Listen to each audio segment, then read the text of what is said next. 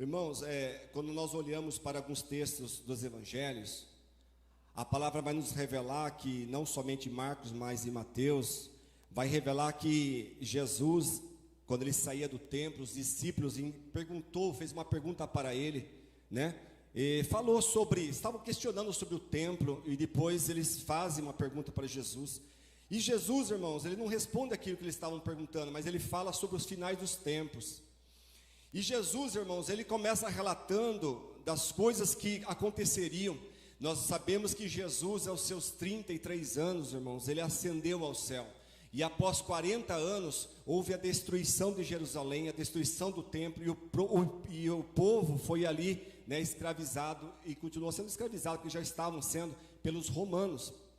Mas quando nós olhamos o contexto, irmãos, daquele texto ali, nós sabemos que a palavra do Senhor, ela tinha uma dupla, a profecia, ela tinha uma dupla revelação. Não era só para os tempos de Jesus, mas para os tempos que viriam.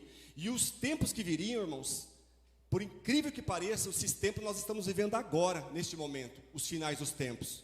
Nós já temos visto, irmãos, a palavra do Senhor se cumprindo, em cima de fome, pestes, terremotos, todas as catástrofes, irmãos, naturais, a fúria do homem matando a si próprio, um homem matando um ao outro, traição no meio da família, filhos traindo pais, e assim por diante, irmãos. Isso é cumprimento da palavra do Senhor. Mas Jesus ainda ele finaliza que isso não seria o fim, que o fim ainda estaria por vir. Irmãos, quando acontecer essas coisas, ainda não é o fim. Nós olhamos, irmãos, os noticiários, nós ficamos assim perplexos. Mas, irmãos, nós olharmos para a palavra do Senhor, Jesus disse que ainda não era o fim, quando essas coisas estivessem acontecendo, mas era o princípio das dores. E quando nós olhamos, irmãos, para aquilo que vai ainda acontecer, é uma coisa assim, que deixa a igreja, irmãos, aterrorizada, porque nós sabemos, irmãos, o fim dos ímpios. Nós sabemos, irmãos, aquilo que vai acontecer com essas pessoas, que hoje recusam o tempo da graça, que hoje recusam a salvação que Jesus está dando de forma gratuita, irmãos. Há 2000 anos, Jesus vem dando essa graça para a humanidade, e a humanidade vira as costas para Jesus. Os homens viram as costas para a palavra da salvação, porque não querem, irmãos, porque recusam a palavra de Deus. Mas a palavra nos revela, irmãos, que o tempo vai chegar, o tempo do arrebatamento da igreja, mas o tempo da tribulação também vai vir. A igreja, irmãos, como eu li em capítulo 19, versículo 7, a igreja, irmãos, está preparada, irmãos, para a igreja, a boda do Cordeiro. Enquanto, irmãos, houver aqui 7 anos de tribulação, a igreja estará regozijando no céu,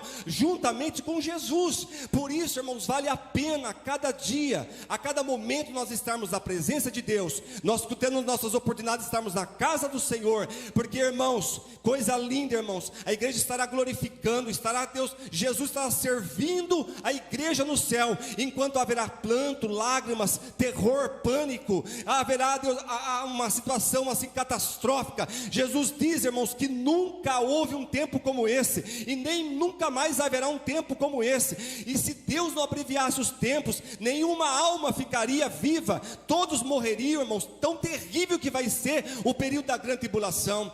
E o que me chama a atenção, lá em Apocalipse também fala, que naquele dia, irmãos, os homens vão querer se matar, vão querer morrer, e a morte fugirá deles. Alguns teólogos chegam a dizer que é literalmente isso. As pessoas não conseguirão morrer, irmãos. Será algo terrível nessa face desta terra. As pessoas, irmãos, procurarão a salvação, mas não terá mais. A igreja foi embora, a igreja já está lá junto com o Senhor, a igreja já está lá nas bodas do Cordeiro. Jesus estará servindo a ceia para a igreja. Por isso, irmãos, quando nós olhamos para nossas aflições terrenas, isso não é comparado com aquilo que ainda vai acontecer nessa terra. Por isso que vale a pena, irmão, perseverar, vale a pena sofrer por amor a Cristo, porque nós sabemos, irmãos, que o nosso sofrimento, como diz o apóstolo Paulo, é temporário, é momentâneo, porque a expectativa é de uma glória maior, é de algo, de uma promessa maior na vida daqueles que perseverarem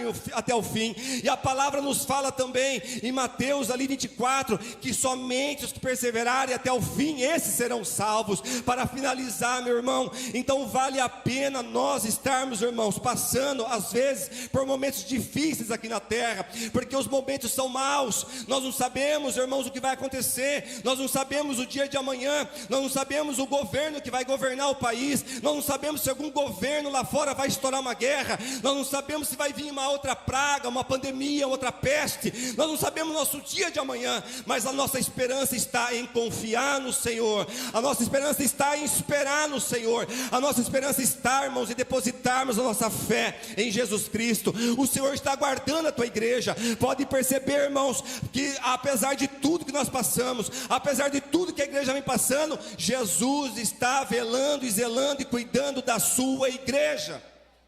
Por isso eu louvo a Deus, para finalizar, que esta palavra, irmãos, traz esperança para mim e para você. Se nós ficarmos e perseverarmos até o fim, irmãos, no momento da tribulação, no momento das pessoas rejeitarem a Cristo, irmãos, será tarde para eles. Eles vão procurar as pessoas, eles vão procurar seus familiares que eram cristãos fiéis e verdadeiros, vão procurar os seus pais, pais vão procurar os filhos e vice-versa, e não encontrarão mais. Por quê? Porque o povo já subiu, a igreja amada já está lá com o Cordeiro, a igreja amada já está lá nas bodas do Senhor, regozijando e adorando aquele que vive e reina para sempre. Amém, igreja? Que Deus abençoe, que você possa ficar com essa palavra e saiba que a maior esperança nossa é o arrebatamento da igreja, e um dia nós iremos morar com o Senhor. Deus abençoe, eu agradeço em nome de Jesus.